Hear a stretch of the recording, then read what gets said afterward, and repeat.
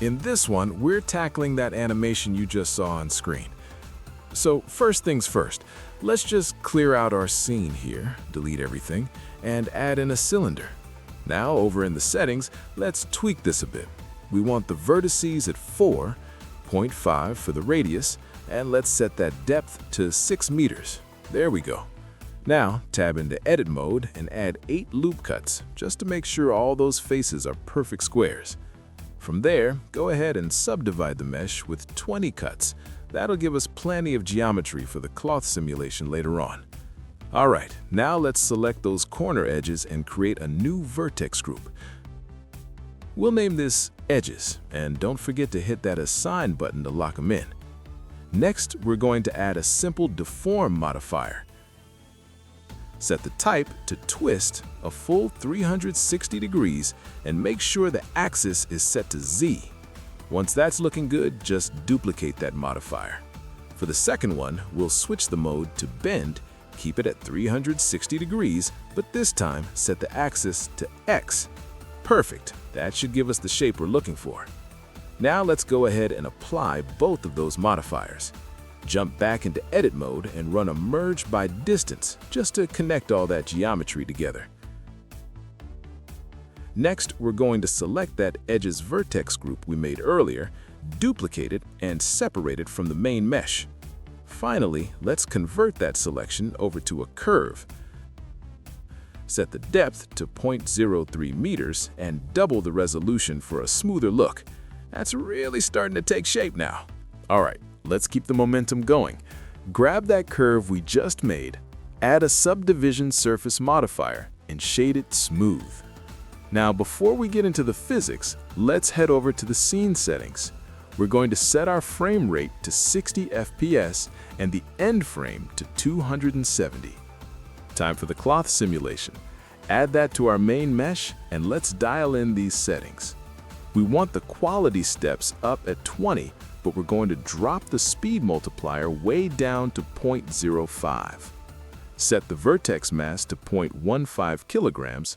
For the stiffness and damping, just go ahead and copy the simple changes to settings you see here on screen. No need to reinvent the wheel today. Next, let's turn on pressure and set that to 250. Set the cache end to 200. And for the pin group, pick that edges group we made earlier. We're also going to set the shrinking factor to -0.25. Don't forget to enable self-collisions, bump the quality up a bit, and drop that distance down. Oh, and one last thing, set the gravity to 0.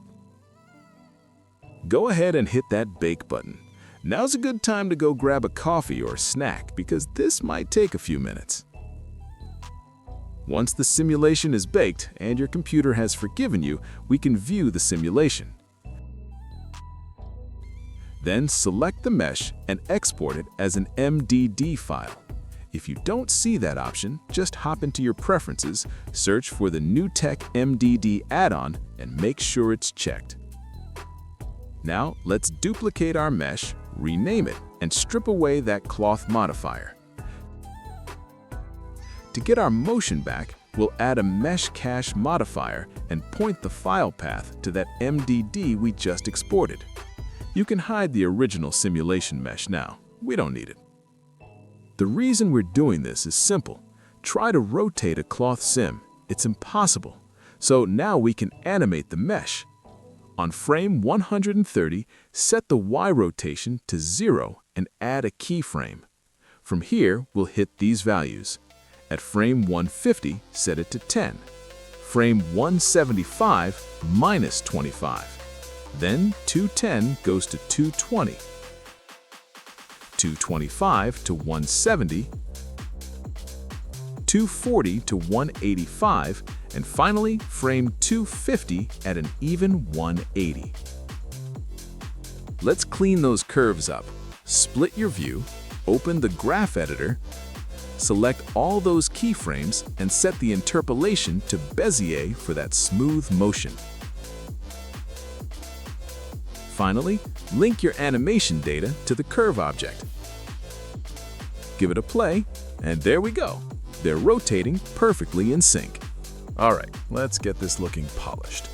Head over to your render properties and switch the engine to Cycles, and definitely turn on GPU compute if you have it. We'll turn off the noise threshold for the render and set our samples to 64 for a quick but clean result. Next, let's bring in an environment texture. I'm using an HDRI that you can find linked in the description below. Drop that in and bump the strength to 1.2. Now, for the cloth itself, let's add a new material, name it Cloth, and swap our view over to the shader editor from the graph editor. Zooming in here, we're going to add a layer weight node and plug the facing output into a color ramp. Now, I've got a specific palette here. You can copy these hex codes if you want the exact same look, or feel free to go wild with your own colors. Once that's set, plug the ramp into the base color. Let's set metallic to 1 and the roughness to 0.2. For our curve, we'll give it a separate material. A nice, simple blue metallic material and 0.2 roughness to match. Let's take a quick look in rendered view. Yeah, now we're actually cooking. If you hear your computer fan starting to sound like a jet engine, that means it's working. Now for the backdrop. Just drop in a plane, move it down on the Z-axis, and scale it way up. I'll extrude this back edge up and give that corner a nice big bevel. Just use your scroll wheel to add plenty of segments for a smooth curve. I'll add 2 loop cuts to the edges and a subdivision surface modifier to keep it clean. We can also now add that modifier to our cloth. For the color, I'm going with a subtle red, but again, your world, your choice. Now, this next part is the secret to getting a perfect loop. We need our object to transition from visible to invisible. In the shader editor, add a mix shader after your BSDF. Plug the BSDF into the top and a transparent shader into the bottom socket. Adjusting the slider in rendered view, we can see that the transparency changes. On frame 185, set the factor to 0, meaning it's fully visible, and keyframe it. Then at frame 200, we'll slide that factor to 1. As we scrub through, you'll see it just fade away. But we need something to take its place. Duplicate your cloth mesh, the one with the MDD modifier, and rename it to Cloth Initial. Duplicate the material too, so we can animate it separately. Now on this new object, remove the MDD modifier so it stays in its original shape. We're going to reverse the fade here. At frame 185, set the mix factor to 1 and keyframe it. Then at frame 200, set it back to 0. Now, when we play the whole thing back in rendered view, the rotating cloth seamlessly switches back to its starting state. And there it is. But we ain't quite done yet, but all the heavy lifting is done. Let's get our camera in there and snap it to our current view. I usually keep the center composition guides on just so I'm not guessing. Then we can fine-tune the position in the object properties until it's framing our masterpiece perfectly. Now, to make that transition really pop, we're going to play with the motion blur. This is the secret to hiding the magic behind the crossfade. Head to your render properties, turn on motion blur, and let's keyframe the shutter speed. At frame 130, we'll start at 0.3. By frame 185, we'll bump it to 0.5. Now, right in the middle of the transition, at frame 192, let's crank it to 0.8. Then we'll bring it back down to 0.5 at frame 200, and finally back to 0 by frame 240. Let's clean those keys up. Bring back the second window, jump into the graph editor, and zoom in on those shutter values. Select them all and switch the interpolation to Bezier. We want that blur to ramp up and down smoothly. Almost there. Minimize that window, and let's look at the final settings while in rendered view. Damn, that looks perfectly balanced, as all things should be, and we are only 9 minutes into the video. In color management, I'm setting the look to medium-high contrast to make those colors pop. One last pro tip, turn on persistent data. It'll save you some recalculation time between frames.